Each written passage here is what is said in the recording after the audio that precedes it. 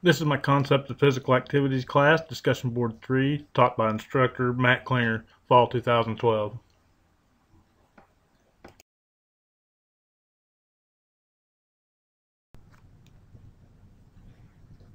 I got bribed to go to this trip to the Toltec Archaeological State Park. My wife had planned a trip to Little Rock to do the National Weather Service open house that they were holding in Little Rock, and I'd already told her about this discussion board that I had to do in the Concept of Physical Activities class, so she figured she'd just bait me with a trip to an archaeological site and then knock out my discussion board post all in one whack. But either way, it worked, and I ended up going. I didn't really know what to expect when we got there. Uh, but as you first get to the park, one of the first things you see is the museum. To the left of the museum is the visitor center. And one of the neat things about the visitor center and the museum and the park itself is that it's completely free. Uh, and both the visitor center and the museum have restrooms and water. And this is really important, particularly in July and August when it's really hot, because there's not a lot of shade on the park anywhere except down behind Mount A on the bayou. But you combine that with the humidity that happens here in Arkansas, and you could have potential for some heat problems if you're not careful. But the entire park consists of a couple trails and the museum, all of which are handicap accessible, barrier free. It's great and kid friendly.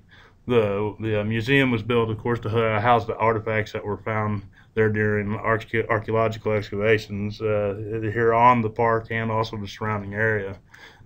Very interesting museum.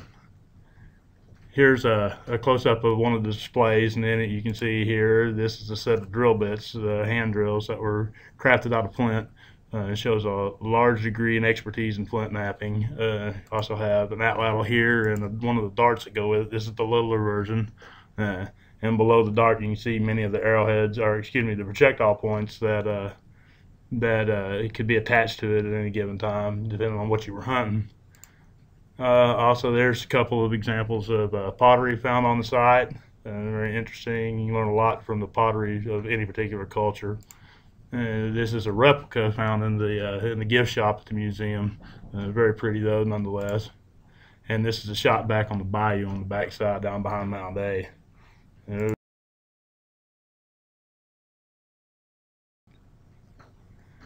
This, of course, is an aerial view of the park. You can see Mound A and Mound B. And Mound A and Mound B are the two biggest mounds from mound building Native American Indians on the Mississippi Delta Plain. And very important archaeological site. If you look very carefully, you can see the remnant of a drainage ditch and an earthen mound that was about 10 feet tall that makes a semicircle that attaches to the Plum Bayou on the northwest corner. I don't believe that this mound was a defensive wall, but simply marked a border between what they considered to be sacred land and common land on the other side. The site itself had about 50 priests, they believe, that lived there full time and conducted ceremonies during the year. We know that there were also sky watchers. This is a shot from Mound A looking back to Mound H that sets out the equinoxes, and you can calculate the summer and the winter solstice at sunrise from Mound A. This is a shot looking back along the equinox at sunset.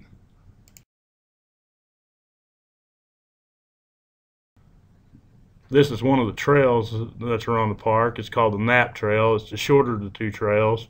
If I had to rate it, I would call it an easy to moderate hike, just depending on your physical activity level and whether you're disabled or not. It's a very easy walk, so almost anybody can deal with it. But again, just pay attention to the heat. We were there on a fall day, and it was in the upper 60s, lower 70s, and it was still hot. As I walked around some of the park, I couldn't help but think about some of the things that I'd seen in the museum. This is some bones from animals recovered here at the site. Here's some pottery bases. There's some clay balls that have been preserved. This is the entirety of the display case that we'd looked at earlier. Note that there's a bigger dart at the top for atlatl, for a much bigger game than the one that we actually looked at. Again, a wide variety of flint tools that shows a high degree of ability when you're making them. This, if you're a projectile hunter, you'll recognize this as knapping and some raw materials to build flint. tools. This boat's very interesting. It's almost 30 feet long. We have two dates on it. One is around 1650, and the other one is about 1850 is when it was actually made. So there's a little bit of consternation about what the exact date is. Nonetheless, they're pretty old for wooden artifacts and are well preserved.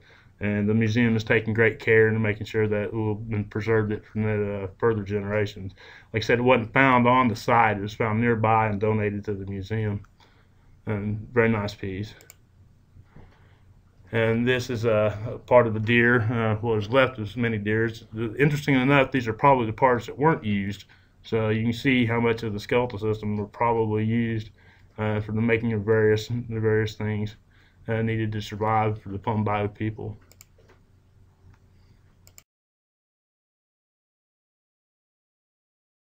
This is a diagram of the entire park, and it indicates where mounds used to be and represents the heyday of the Plum Bayou culture. Many of the mounds are gone now for different things. Some were used as fill in the early days in Arkansas. Mound A and Mound B and 3 or so of the smaller mounds actually exist today. At one time there were almost 18 probably mounds, definitely more than a dozen major mounds in the entire site. But we only have a handful that have survived into the modern age. The Knapp Trail is 0.8 miles, and it's a paved road most of the on it. But the other trail is the Plum Bayou Trail, and it's about 1.6 miles. Together, you got almost 2.5 miles of well-manicured, well-maintained trails in the area. This is Mound B and Mound A. That are the two major mounds in the site. This is the shot entering into the Plum Bayou along the boardwalk. And here's the beginning of the Knapp Trail where you decide which direction you're going to walk through the park in. Both trails are very accessible though. Again, this is Mound B again. This is my daughter. She's in the 5th grade. She's 10 years old, and she has Arkansas history this year. So I thought this was a very fitting kind of educational trip for her to make.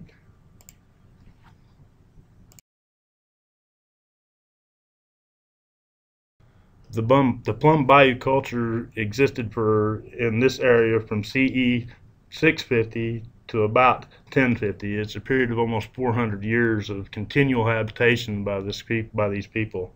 Undoubtedly, this culture was a part of a greater society that existed in the region in prehistoric times.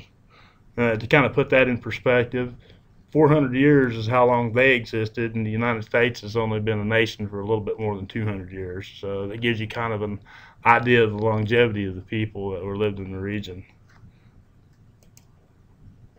This is a shot of the bayou as it exists today. And this again is Mound B.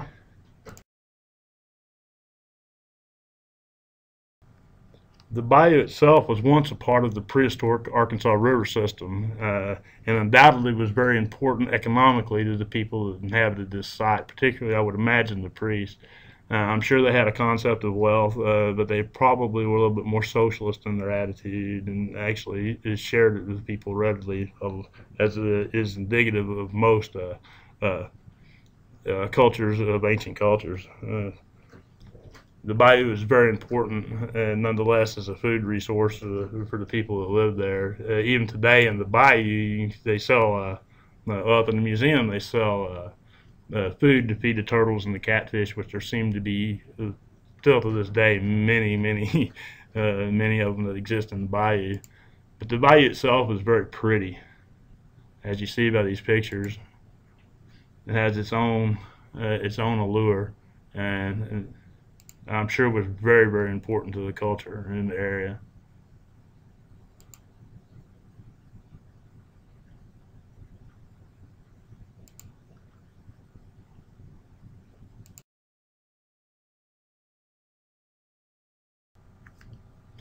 This video was produced by myself, and the pictures that were taken by my wife or myself, with the exception of the aerial views in the park, which are taken from Google Earth.